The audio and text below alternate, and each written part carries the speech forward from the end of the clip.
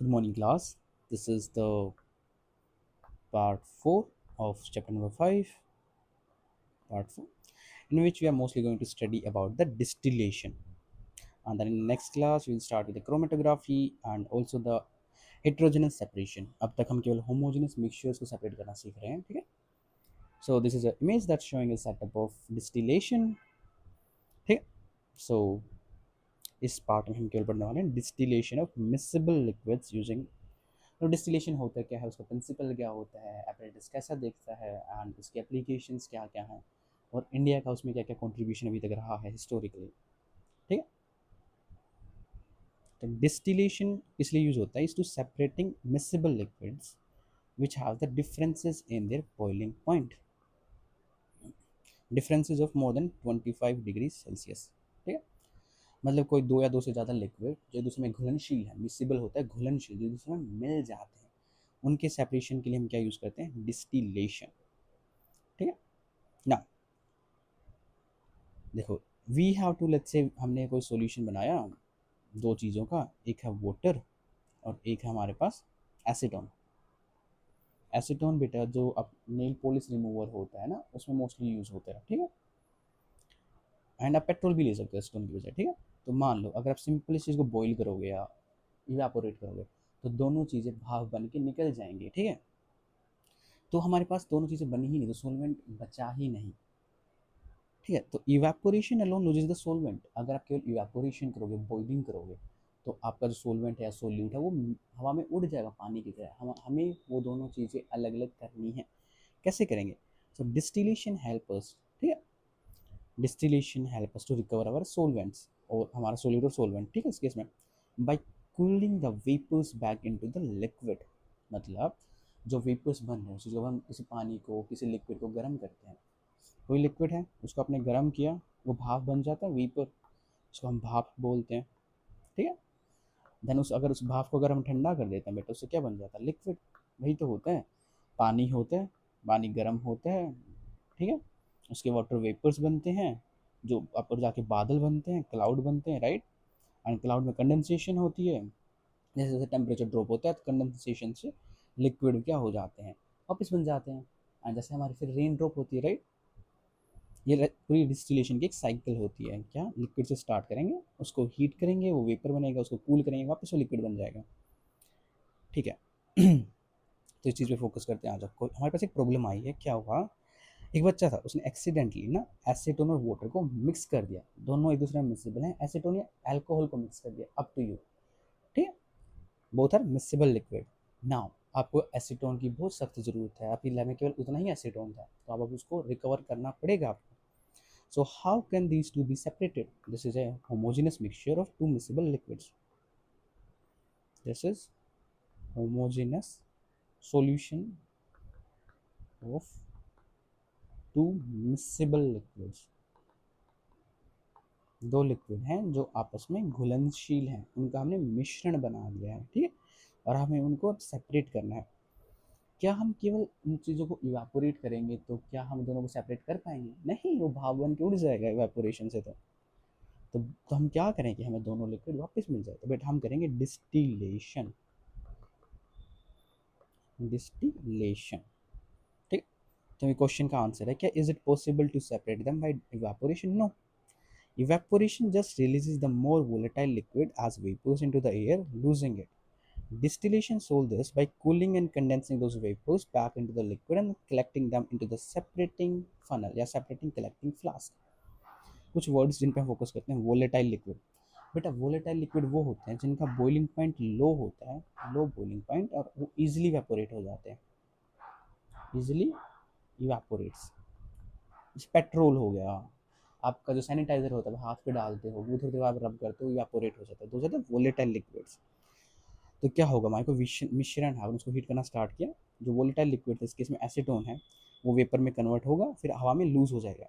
हमें क्या करना है, उन वेपर्स को कलेक्ट करना है, उनको ठंडा करना है कंडेंसर की सहायता से, यानी वेपर्स को वापस लिक्विड में बदलना है, फिर उसको हमें सेपरेट करके एक दूसरी जगह पे कलेक्ट कर लेना है। यही पूरा प्रोसेस होता है हमारा डिस्टिलेशन का, बाय द वे, ठीक है? दिस इज अवर डिस्टिलेशन का setup. So this is the setup for our distillation. which we will be using in our lab, ठीक है, for separating acetone from a mixture of acetone and water। चलो इसको एक बार अच्छे से गौर से देख लेते हैं, ठीक है ना। देखो, सबसे पहले बेसिक चीज़ है, this is our laboratory stand, जिसकी सहायता से हम पूरी चीज़ों को क्लैंप करके एक जगह स्थिर रखते हैं। बर्नर की चीज़ को हमें गर्म करना पड़ेगा, जो मिश्रण हमारे पास है, जो एसीटोन और वाटर का मिक्सचर हमारे पास ये है, ठीक है, उसको ऐसे सेटअप करना है कि ट्राइपॉड स्टैंड है, ऊपर वायर गेज है, या फिर हम सिंपली वाटर बाथ भी यूज़ कर सकते हैं। हम ट्राई करते हैं चीज़ों को डायरेक्ट हीट ना करें ताकि यूनिफॉर्म हीटिंग हो, ठीक है। हम इसको हीट किया, यह वाला हमारा डिस्टिलेशन फ्लास्क बोलते हैं इसको, ठीक है। इसके अंदर एक थर्मोमीटर फिक्स है, हमें पता तो होना चाहिए ना किस डिग्री पे हम चीज़ों को हीट कर रहे हैं, हमारे जो अंदर वेपर्स बन रहे हैं उनका टेम्परेचर कितना गया है, तब की उसी हिसाब से हम जो वोलेटाइल लिक्विड है जिसका बॉइलिंग पॉइंट लो है उसको उसके बॉइलिंग पॉइंट तक हीट कर सकें। जो एसीटोन होता है बेटा, उसका बॉइलिंग पॉइंट 56 डिग्री सेल्सियस होता है और वाटर का 100 डिग्री सेल्सियस। तो मान लो आपने आपके लिक्विड का जो मिक्सचर था उसको 56 टू 60 डिग्री हीट किया, तो एसीटोन सारा भाप बन गया। अब अगर ये अगर ओपन एंड होता यहाँ से तो सारी भाप लूज हो जाती, बट नहीं, हम क्या करेंगे, इसको क्लोज करेंगे, सील पैक करेंगे। देन भाप आपकी इस साइड में आएगी, कलेक्ट होके ना इस साइड में, यहाँ पे एक आउटलेट होता है आपका, और उसमें आपका एक कंडेंसर जुड़ा है बेटा, ये आपको उसको बोलते हैं कंडेंसर, वाटर कंडेंसर। इसमें हम क्या करते हैं, ठंडा पानी इसके थ्रू ना रन करते हैं, इसका टेम्परेचर बहुत लो होता है, इसके अराउंड ना ठंडा पानी रन हो रहा होता है, कि जो अंदर वाली ट्यूब है ना बेटा, उसके थ्रू आपका जो भाप में जो एसीटोन आया था वो कंडेंस हो गया ना, बूंद बाई बूंद ना, लाइक ड्रॉप बाई ड्रॉप आपका इस कोनिकल फ्लास्क या कलेक्टिंग फ्लास्क में गिरता रहेगा। यहाँ से भाप आएगा जिसका टेम्परेचर लेट्स से 60 डिग्री है या 56 डिग्री है, यहाँ पे आते ही वो ठंडा पानी जिसका temperature let's say 10 degree Celsius है या 4 डिग्री सेल्सियस है उसका आगे टकराएगा। तो बेटा ऑफ कोर्स जो भाप है उसका टेम्परेचर लो होगा, वो वेपर से लिक्विड बन जाएगा, राइट, एंड फिर वो इसके थ्रू धीरे धीरे धीरे धीरे इसमें कलेक्ट हो जाएगा, क्योंकि एंगल पे ना स्लैंट है, हाइट लो जाएगा ना इसे, ये ज़्यादा हाइट पे है, ये लो हाइट पे है। एंड एक और चीज़, यहाँ पे आपका पानी का इनलेट होता है, यहाँ पे पानी का आउटलेट होता है, मतलब क्या, यहाँ से आप कंडेंसर में पानी डालते हो, उसमें पूरे में पानी सर्कुलेट होता है, फिर यहाँ से पानी बाहर निकल जाता है, ताकि मान लो कि जो गर्म भाप आ रही है बेटा, वो ठंडे पानी साथ क्या बोलते हैं, उसका टेम्परेचर कम करने के लिए हम ठंडा पानी यूज़ कर रहे हैं ना। तो मान लो कि आपके पास आइस है, ठीक है, उसके ऊपर आप अगर मान लो एक हॉट कप ऑफ टी रख दोगे जो स्टील के गिलास में है, मान लो ये आपका आइस का स्लैब है एक, ठीक है, आइस स्लैब, मैं आपको थोड़ी बेसिक थर्मोडाइनमिक्स सिखा रहा हूँ, ठीक है।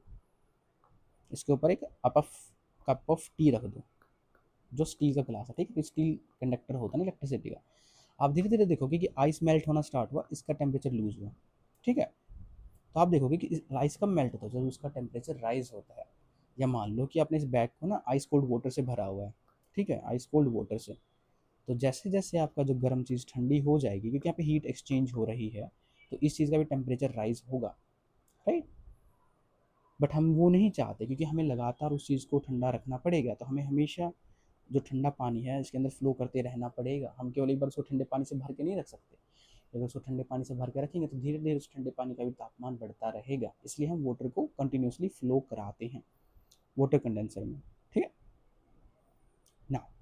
How does this distillation works for acetone and water, देखो कैसे एसीटोन और वाटर के लिए डिस्टिलेशन वर्क करता है। Distillation needs two or more than two liquids to boil at sufficiently different temperature। पहली चीज़, आपको अगर डिस्टिलेशन से कोई चीज़ को सेपरेट करना है, दो लिक्विड, जो मिक्सिबल लिक्विड अगर सेपरेट कर रहे हो तो उनके बॉइलिंग पॉइंट में एक सब्सटेंशियल डिफरेंस होना चाहिए, ठीक है। Distillation works when the boiling point differ by 25% और मोर। डिस्टिलेशन तब अच्छे से काम करता है जब आपका बॉइलिंग पॉइंट में डिफरेंस 25 डिग्री सेल्सियस या उससे ज़्यादा हो। हमारे केस में जो एसीटोन है बेटा, उसका बॉइलिंग पॉइंट है 56 डिग्री, वाटर का बॉइलिंग पॉइंट है 100 डिग्री, तो हमारे पास 44 डिग्री सेल्सियस का डिफरेंस है, जो बहुत इनफ है, मोर देन इनफ है कि हम उस चीज़ को डिस्टिलेशन से सेपरेट कर सकते हैं। बट अगर डिफरेंस लेस देन 25, अगर डिफरेंस आपका लेस देन 25 डिग्री सेल्सियस हो जाता है ना, तो हम एक दूसरी टेक्निक यूज़ करते हैं, उसको बोलते हैं fractional distillation.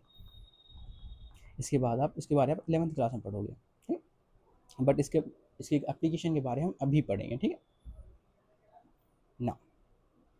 Large difference in the temperature of two miscible liquids, so क्या होगा, जिसका बॉइलिंग पॉइंट लो है बेटा, वो इजीली वेपोराइज हो सकता है, ठीक है, एंड उसको हम कलेक्ट करते सकते हैं सेपरेटिंग फनल में, और अभी इम्प्योरिटीज भी इतनी ज़्यादा नहीं होंगी। मतलब कि क्यों हो भाई, मान लो कि दो लिक्विड ले लिए, एक का बॉइलिंग पॉइंट है 56 डिग्री, एक का है 58 डिग्री या 57 डिग्री, दोनों को मिला दिया आपने, हीट करना स्टार्ट किया भाई। देखो आप हीटर पे हीट कर रहे हो ना, तो भाई वो जरूरी नहीं कि to the point 56 degree Celsius पे ही आप उसको हीट कर सकते हो। कुछ डिजिटल हीट बाथ आते हैं, डिजिटल हीटर्स आते हैं, ठीक है, आप उनको यूज़ करके 56 डिग्री ले सकते हो, बट वो इतने हाईली एफिशिएंट भी नहीं रहते कि आप 56 डिग्री पर उसको मेंटेन कर पाओ। वो 56 डिग्री +- 5 डिग्री सेल्सियस तक वेरी कर सकता है कई बार, ठीक है। तो एक बात, तो अगर दोनों के बॉइलिंग पॉइंट में डिफरेंस बहुत कम है, तो मान लो अगर ये कुछ बॉइल हुआ है तो ये भी थोड़ा बहुत तो बॉइल होगा ना, तो जो आपका फाइनल जो डिस्टिलेट आप कलेक्ट करोगे कंडेंसर के अंदर से, उसमें इम्प्योरिटी हो गया, वो मिक्सचर ही आएगा। बट मान लो अब इस केस में ये 80 डिग्री है, तो भाई 56 डिग्री और 80 डिग्री में ना बहुत फ़र्क होता है, ठीक है। तो इसका एक फ्यू परसेंट आ सकता है, बट बहुत कम आएगा, ठीक है। अगर टेम्परेचर जितना कम होगा दोनों के बीच में, उतना ज़्यादा डिफरेंस, मिक्सचर उतना ज़्यादा आएगा, आपका प्योर कंपाउंड नहीं आएगा। बट अगर टेम्परेचर डिफरेंस काफ़ी हाई है, more temperature difference, highly pure the distillate will be. हम लिख लेते हैं, हम इसको लिख लेते हैं ना, more the temperature difference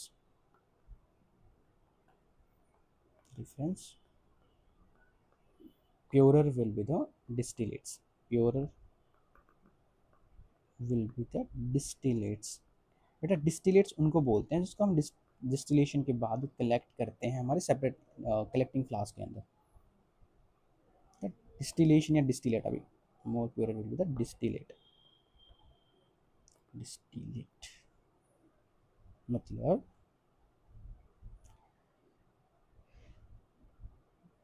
distillate वो होगा बेटा जो आप इस फ्लास्क में कलेक्ट करके जब एसीटोन आया है ना, वो आपका डिस्टिलेट है, ओके ना।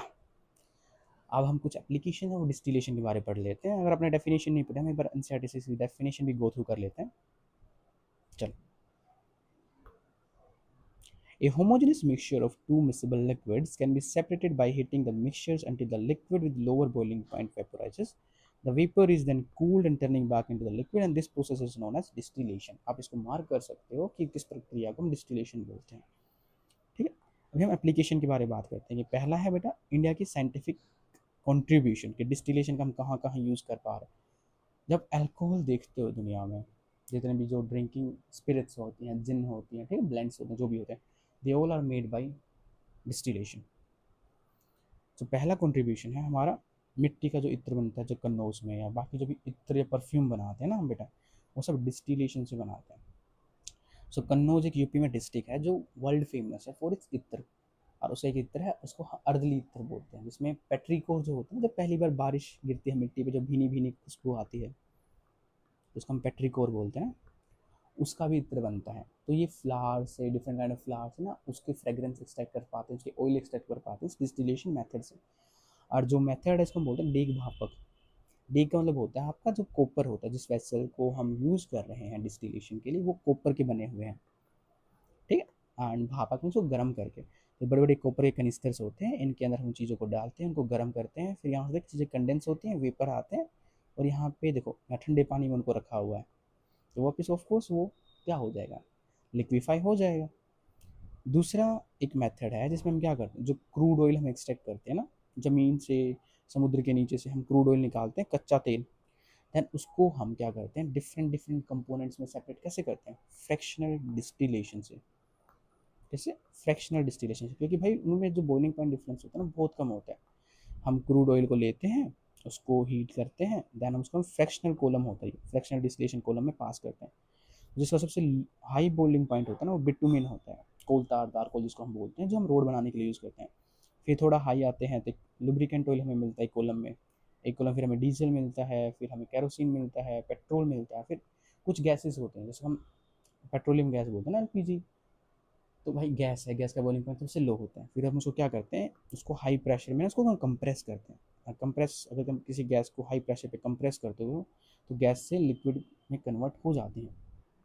अगर आपको गैस को लिक्विड में कन्वर्ट करना है तब क्या करो, उसको कंप्रेस करोगे। कंप्रेस मीन्स होता है हाई प्रेशर के अंदर उसको डालोगे, ठीक है, उसको अलग दबा दोगे तो गैस के मॉलिक्यूल पास पास आ जाएंगे और उसका लिक्विड बन जाएगा।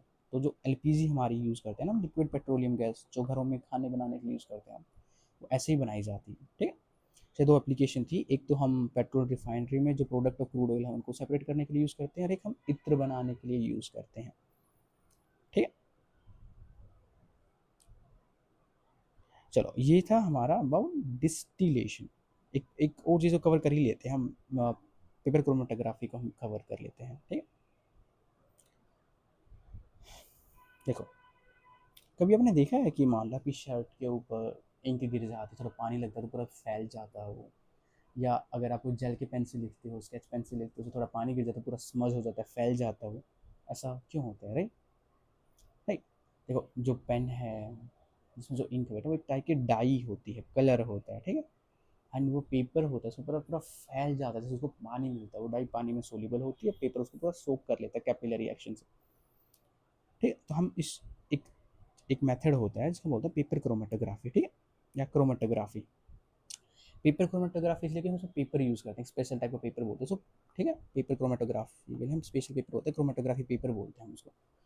तो वो हम यूज़ करते हैं कुछ चीज़ों को सेपरेट करने के लिए। क्या सेपरेट करते हैं, कैसे करते हैं, वो हम पढ़ेंगे। Paper chromatography is a method of separating the component of a mixture using the differences how strongly each component interact with the solvent and with the paper। देखो हम क्या बोलते हैं पेपर क्रोमेटोग्राफी के बारे, हम बेसिक चीज़ें देखते हैं। देखो, पेपर क्रोमेटोग्राफी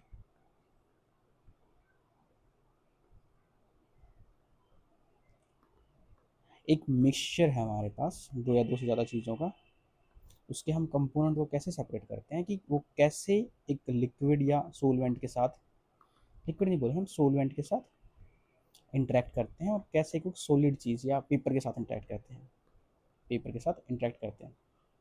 मतलब आपने एक मिक्सचर लिया, ठीक है, उस मिक्सचर को आपने एक सोलवेंट से ट्रीट किया उस पेपर के साथ, उस पेपर को हम बोलते हैं बेटा स्टेशनरी फेज, क्योंकि पेपर मूव नहीं करता ना, पेपर सॉलिड होता है, स्टेशनरी फेज, वो बह नहीं सकता।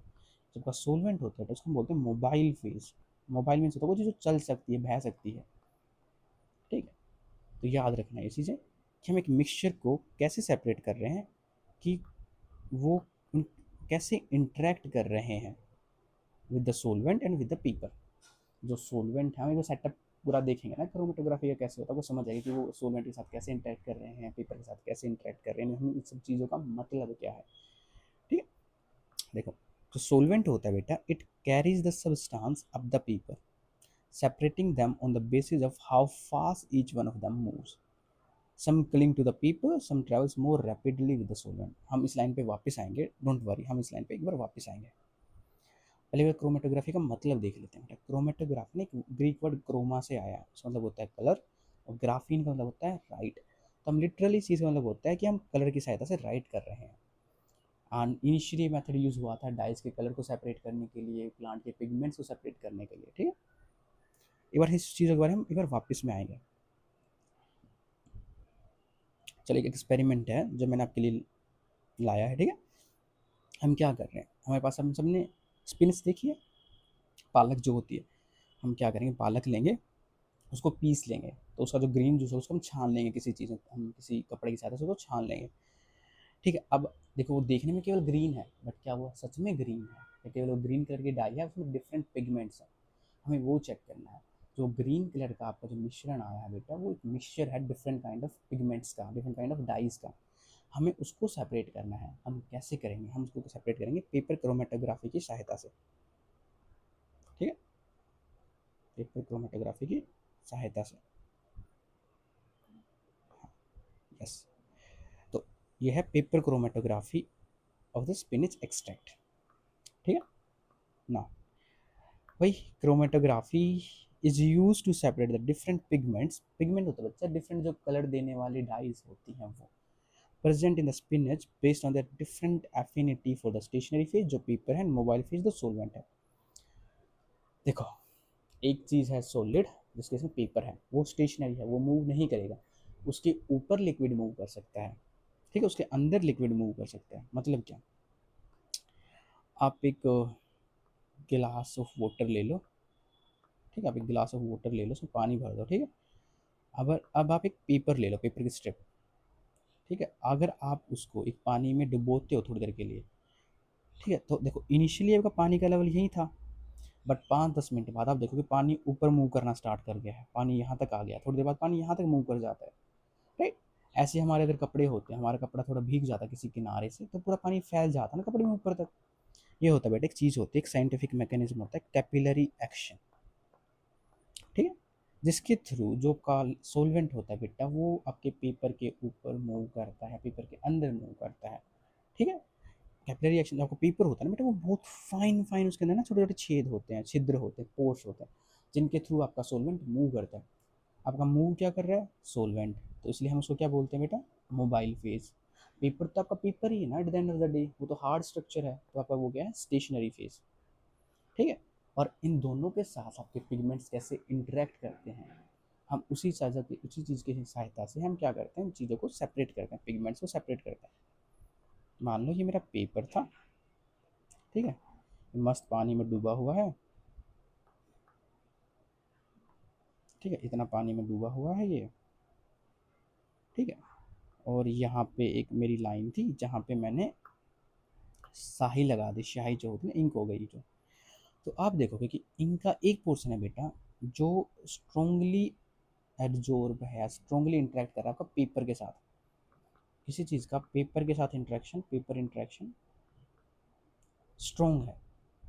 मानो कोई चीज़ है जो पेपर को पकड़े रखी है, भाई पेपर को नहीं छोड़ना चाहती, ठीक है, तो वो कुछ देर बाद यहीं रहेगी, राइट, वो चीज़ें यहीं पे रहेंगी थोड़ी देर बाद।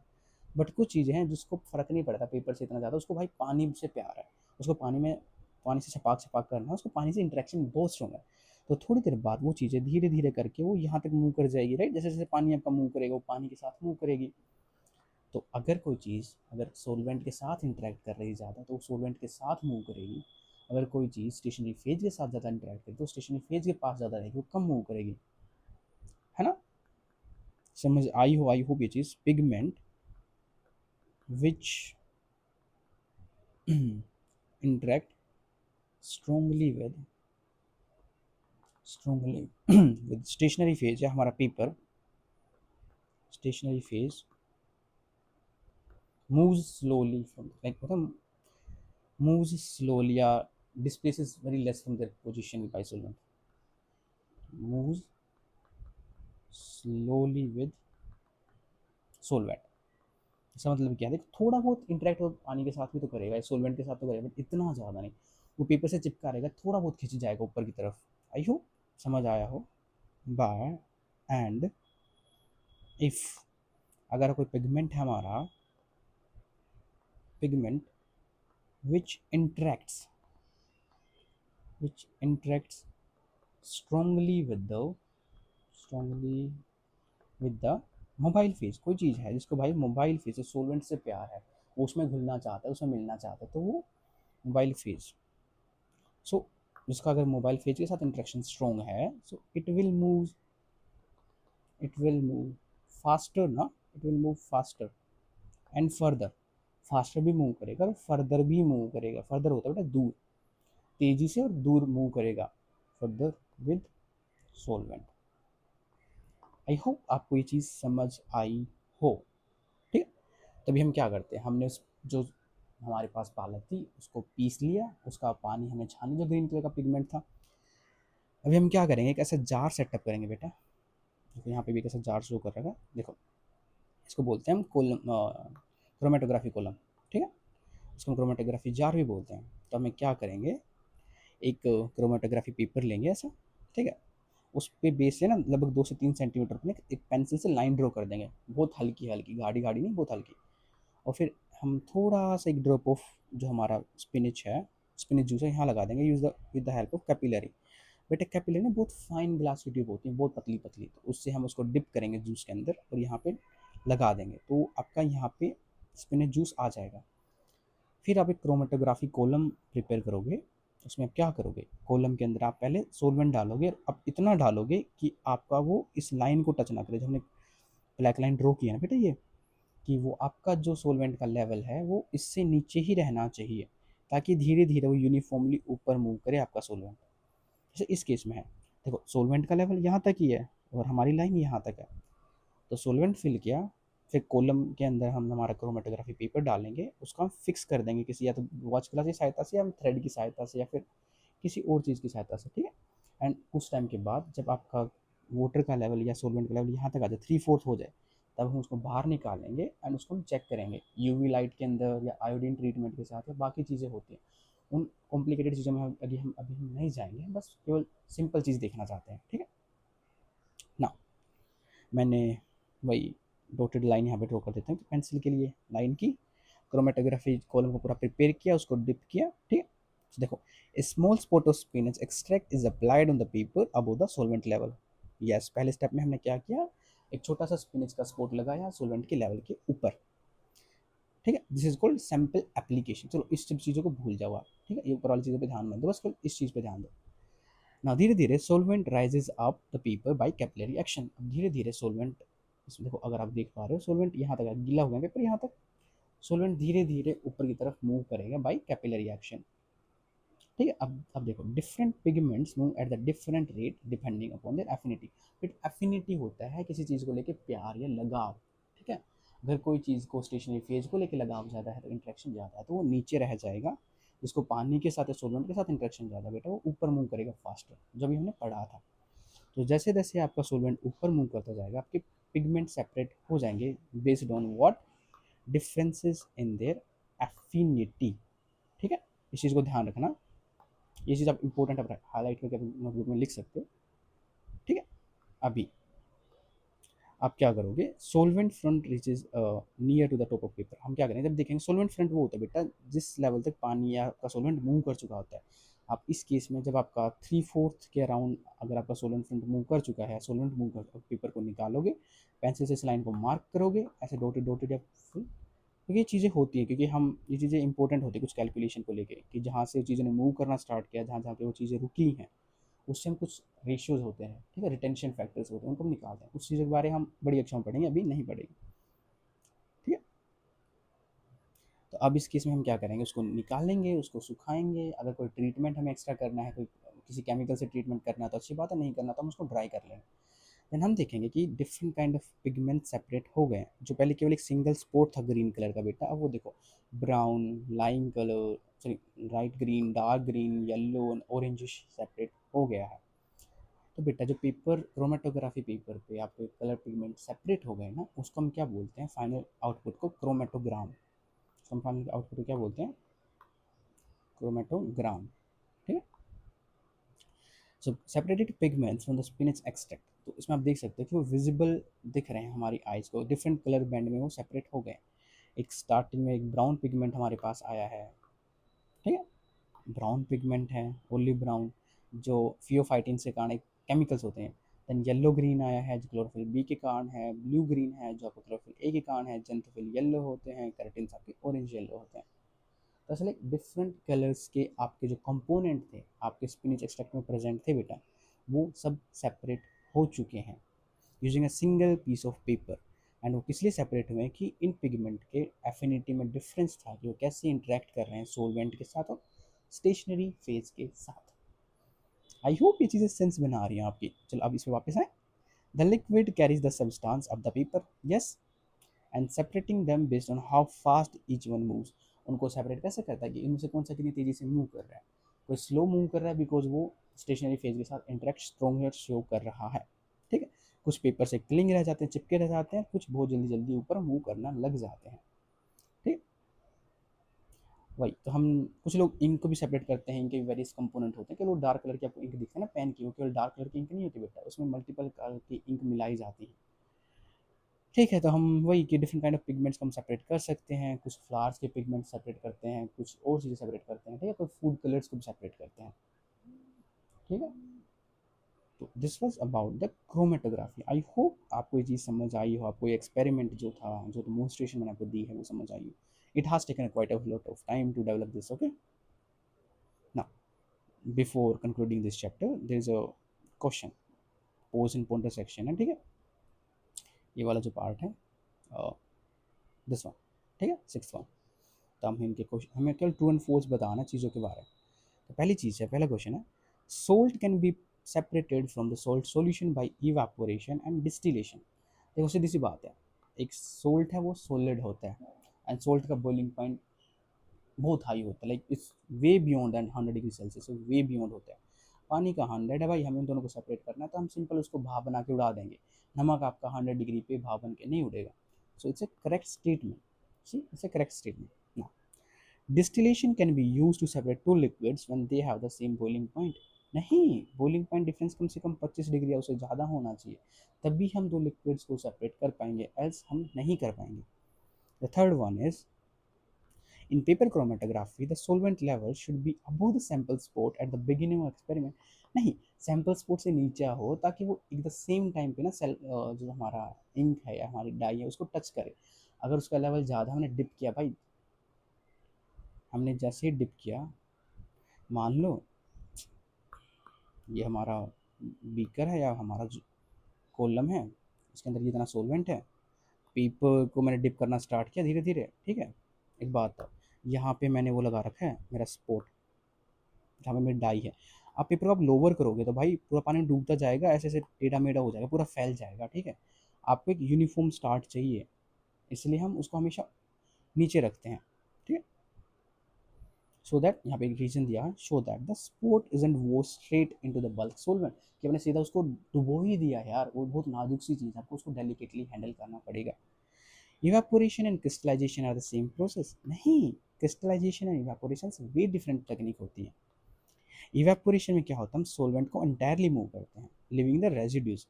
क्रिस्टलाइजेशन क्या होता है बेटा, crystallisation is the controlled cooling of saturated solution to grow the pure crystals and ordered crystals.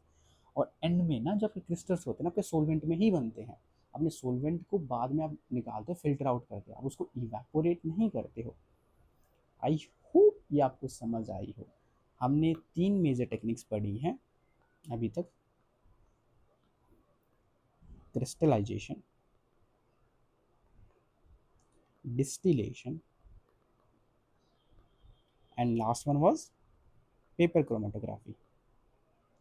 बेटा ये सब थी क्रोमेटोग्राफी, ये सब थी होमोजीनियस सॉल्यूशंस के सेपरेशन के बारे, होमोजीनियस मिक्सचर्स के सेपरेशन के बारे। बट जब हम आगे पढ़ने वाले हैं बेटा, वो नॉन होमोजीनियस या हेट्रोजीनियस सॉल्यूशंस के बारे है। So this was the part 4, हम पार्ट 5 यहाँ से स्टार्ट करेंगे कल से। So have a good day everyone. I hope सबको चीज़ें समझ आ रही हो। आई होप आपको न्यू वे ऑफ टीचिंग अच्छा लग रहा हो। अगर आपको कोई इश्यूज हैं, you can let me down below, let me know, okay, in the comment section down below, and I'm going to see you in the next class tomorrow.